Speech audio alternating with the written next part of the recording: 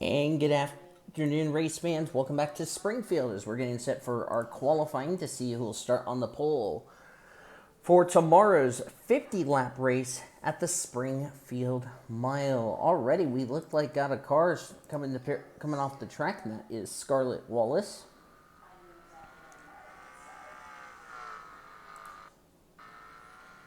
Scarlett Wallace is the first car on track. Here's the point standings going into next week, or going into this race tomorrow, not next week.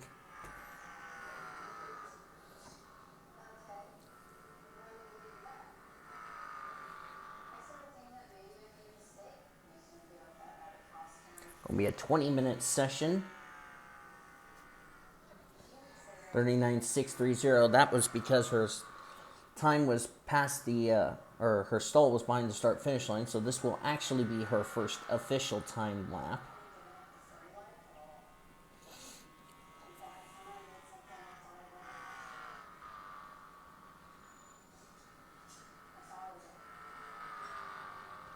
$39.4 for the 66.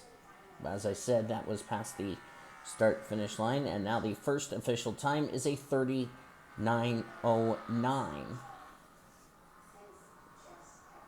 Scarlett Wallace had to start the back last week, but got caught up in a big wreck at Rockingham, North Carolina. Dropped her all the way down to 31st position in points. The good news for her is that if she gets a win, she's only 2 points back of 30th in the standings, or actually a tie for 30th in the standings between Jalecia Kuzman and Kyle Langland, Kyle Langland had a solid run last week at Rockingham, North Carolina, after a disappointing race at Coca-Cola.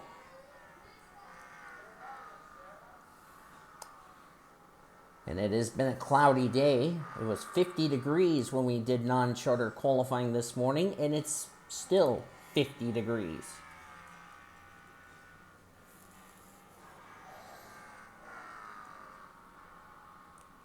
Last week, Jessie Art picked up her first win of her Foster Series career. And she comes in this race second in the points, and the question would be, would she solidify herself? Has she locked herself a spot in the chase for the championship? The thing is, she's the only full-time driver. Is Donovan Updike set the fastest lap at a 35.80. But getting back to my point, as Scarlett Wallace got it back. But as I was saying, Jessie Art is running the full schedule, whereas Rick Witt is not running the full schedule. And surprisingly, Rick Witt has made every race this season, so he would be the only two. They're the only two winners inside the top 30 in points. The only catch is Rick Witt will start missing races, even though he's inside the top 30 in the point standings. But it does confirm Rick Witt and Jessie Art a spot into the All-Star race. Keep that in mind. And now the 3-car post the fastest lap. That would be Shane Lake. Kaylee Rankin got the pole at Coca-Cola. Then last week, Cody McGorvick got the pole at Rockingham, North Carolina. So we've had two different pole sitters here in this qualifying session.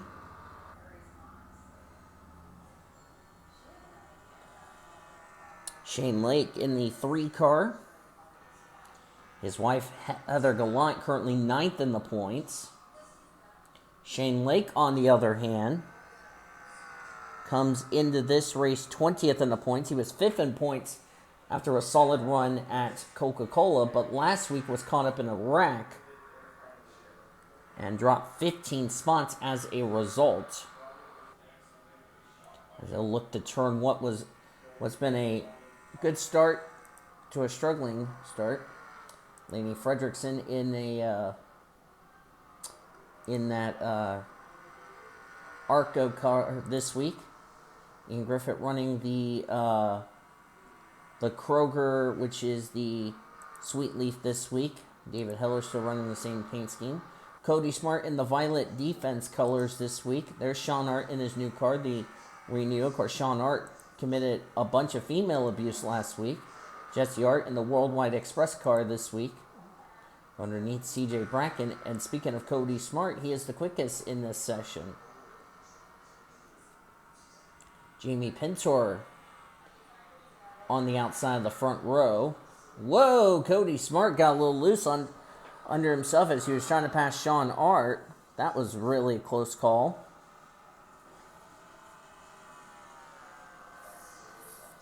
Tomorrow's race will be 50 laps. Then these drivers will take an off week because it's Thanksgiving. As there's Tori Gossett coming on the track, 11th quick.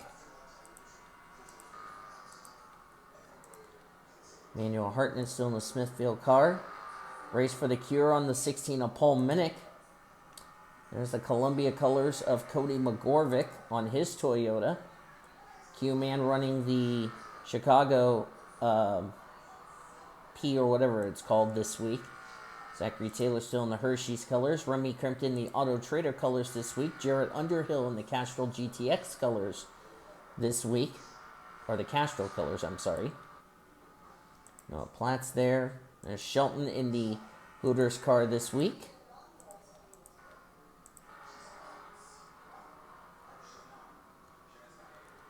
.42 just came out of the pits. That was Carla Sanat.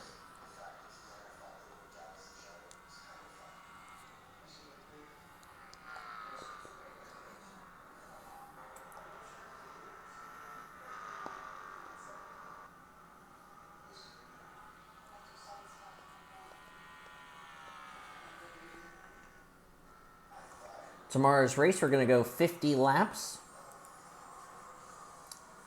And we're going to do it at high noon Eastern time. Qualifying taking place around 1 or 2 o'clock here Central Time Zone. Actually, it'll be at 1 o'clock Eastern time. Daniel Woodard running the Columbia colors, which is the Homestead car that John Hunter Nemechek ran in Cup. I still like those colors. Chase Brook in the Select Blind car this week still. Just trying to get paint schemes for drivers. That way they're not running the same scheme back and forth.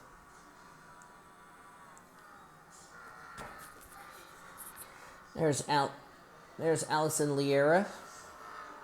Thank you to Seth for helping me pronounce her name. I've been having trouble saying her name. I've been saying Allison Rains, so I need to start saying Allison Liera much. Allison Liera comes in this race 28th in the points. She was running well last week at Rockingham, North Carolina until she got caught up in a wreck. A lot of drivers who were running well in points got caught up in a wreck. No matter what's going to happen to Seth Cole, he's going to drop. He's probably going to drop all the way down to like right where Carla Sanat is, because Carla, by the way, comes in this race dead last in points of the full-time drivers. Eric Stanberry in the Nintendo Switch Honda Accord, making his second start of the year, his second career start. Jalecia Kuzman, this is a gal that really needs a good run. Had a good run at Coca-Cola, but dropped 11 spots after her DNF last week.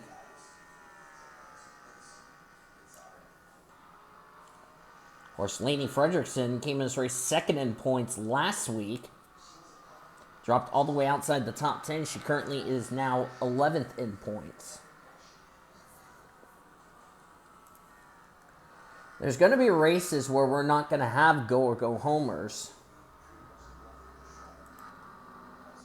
That's Kaylee Rankins right there. Jamie Pintor in the black New Tick Ford Mustang. It's the same sponsorship, but the color goes from purple to black. Caleb Hobbs in the 78. Kate Anderson just scraped the wall with her on the right side of her Keystone Light Ford Mustang. Like, for instance, as you see TJ Hanley making his debut, along with Anthony Ritchie in the 50 for the Money team. If I'm not mistaken, this would be the Money Team's first start in their career here in the Foster Series.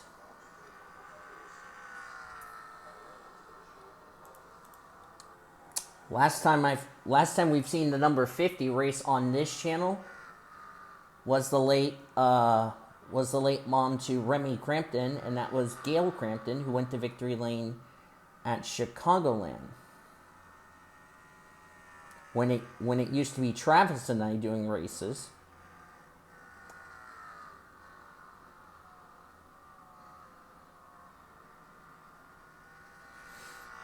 And now Anthony Ritchie driving the 50. Of course, it's the first race back for the 50 car because, according to rules, we had to retire that number for, I think, a few seasons, and now it's brought back to the schedule.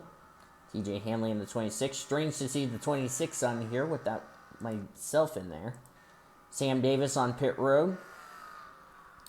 Came in this race 24th in the points.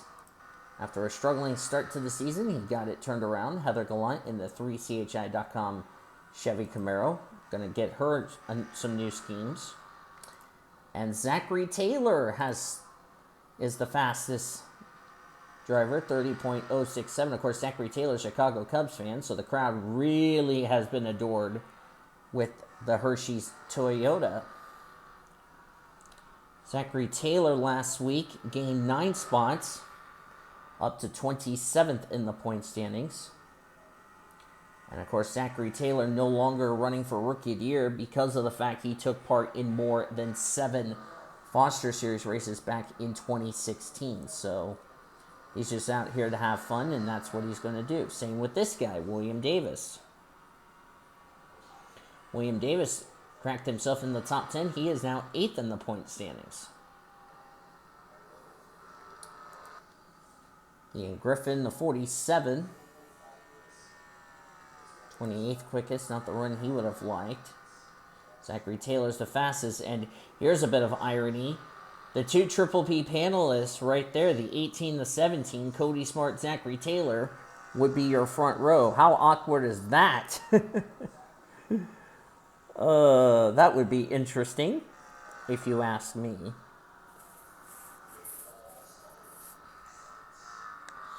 It's almost time for us to get back to be in our rooms, but I'm probably going to make it. Providing there is no incident, I need to go back and look at a replay. Remy Crampton, 12th quickest. Paul Minnick, there's Paul Minnick, Q-Man, Manuel Hartnett. Hartnett had a very good run. He was, I believe, one of the biggest gainers. He gained 22 spots last week. Jumped all the way up from 26th to 4th in the points. Big loser was David Heller. He dropped 21 spots. All the way down to 33rd in points. Scarlett Wallace was also the biggest loser. She went from 10th in points to 31st real quickly. And speaking of David Heller, there he is. Currently in the top 5. Back to Zachary Taylor's. He's coming to pit road. So we're coming up to 6 minutes left in this qualifying session here at the Springfield Mile. This is a track that I posted on Facebook the other day that I wanted to try out to see how the next gen cars are going to handle, especially on dirt. Just as, like I said, the first 3 races was a little bit of experiment. Of course, we ran at Coca-Cola Superspeedway. Last week we were at Rockingham, North Carolina, to see how the next gen cars are gonna do, which they did great. And now here we are at our first dirt track, which is Springfield. And so far so good. They're doing great. I kept the cotton candy blue because I like the cotton candy blue on there. How about Donovan Updike, a go or go homer? Right now, row 1 will be Zachary Taylor and, ooh, that was close. Nathan Orman made it 3 wide on Donovan Updike. Anthony Ritchie ended up going to the wall there. That was a bit of riskiness, but as I was getting ready to say, Zachary Taylor, Cody Smart would be row 1. How awkward seeing those two on the front row, especially the history between these two when they roast each other. But all jokes aside. Row 2 is Donovan Updike and Paul Mennick. Row 3, David Heller and Jamie Pintor. Man, Rick Ware Racing, even though they suck in real life, they're good here in qualifying, which is surprising. Row 4 will be Emmanuel Hartnett and Jalecia Kuzman. Row 5 is Daniel Witter, and TJ Hanley, who ended up racing his way into tomorrow's race via the knockout, via the go or go home race that we just did earlier this morning, which I bet you TJ was pretty excited. See where the points leader is going to start, and that would be the 31, and she's all the way back in the 38th position. Right now, rounding out the rear of the field would be Heather Gallant and Ryan Boyer, who is another driver that raced his way in via the non-charter race.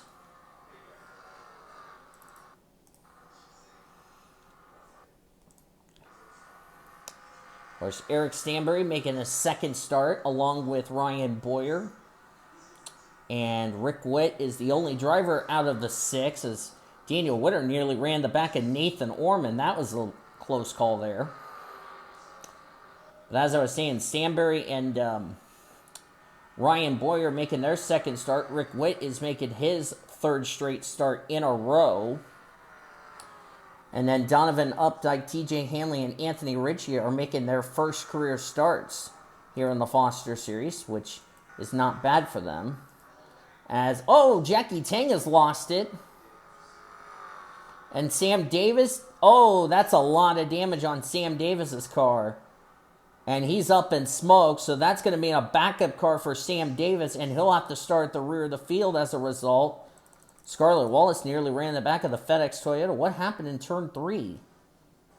Oh my goodness, we had a flip on a dirt track. And it's Lainey Fredrickson. See what happened here to Lainey. Looks like she was trying to get under the inside of TL Hedgehog, a.k.a. Kyle Langland. Langland saved his car. Lainey did not.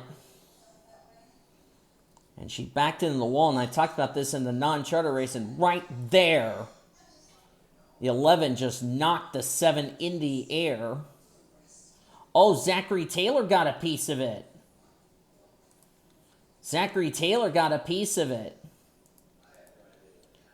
Now remember, Taylor's on the pole. Oh boy. 26 get any damage or no? Oh yeah, because there was an incident with Jackie Tang. Now what happened to Jackie? Was he trying to avoid the wreck? Yes was the answer. He just panicked and just lost the back of the Bass Pro Shops Toyota. Goes into the wall with the right rear. TJ Hanley, did the exact same thing. Zachary Taylor's back out on track. I think they're just going to check to make sure there was no damage. I'm going to check to see if he had any damage to the car. And remember, Taylor starts on the pole. I think they can get his car fixed. I think he'll be okay. Let's check. I want to check how hard he hit. Okay, that was actually the aftermath. But Sam Davis and Lainey Fredrickson, both of them are going to go to backup machines. Lainey would have started 21st. Sam Davis would have started 11th. But due to them going to a backup car, they will start on the final row of the grid, which is a huge break for the 12 and the 8, who will start row 20. And we are just been told Zachary Taylor's damage is not too significant. They can fix it. They're definitely going to fix Taylor's car after the session is done. So Taylor dodged a bullet as long as he wasn't smoking. he would be okay. And that will be the session. Zachary Taylor, providing his team doesn't have to repair anything. I think they just fixed the car, so they just fixed the car in the garage area. So Zachary Taylor looks like he's going to be okay. And he and Cody Smart will be on the front row tomorrow. However, I can't say for Sam Davis, so that would mean row 5 will be Cody McGorvick.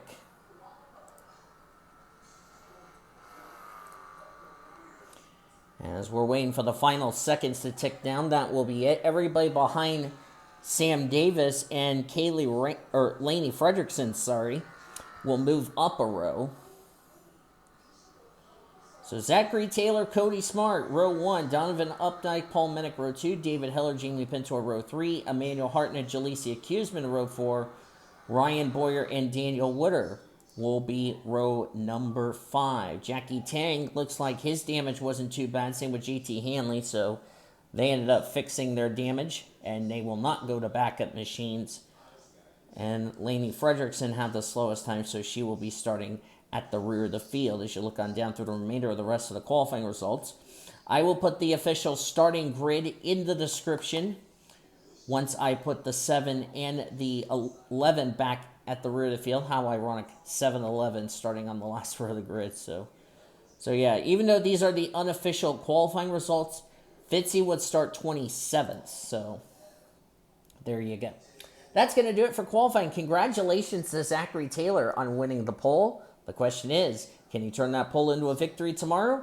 You just have to tune in tomorrow to find that answer out. So until then,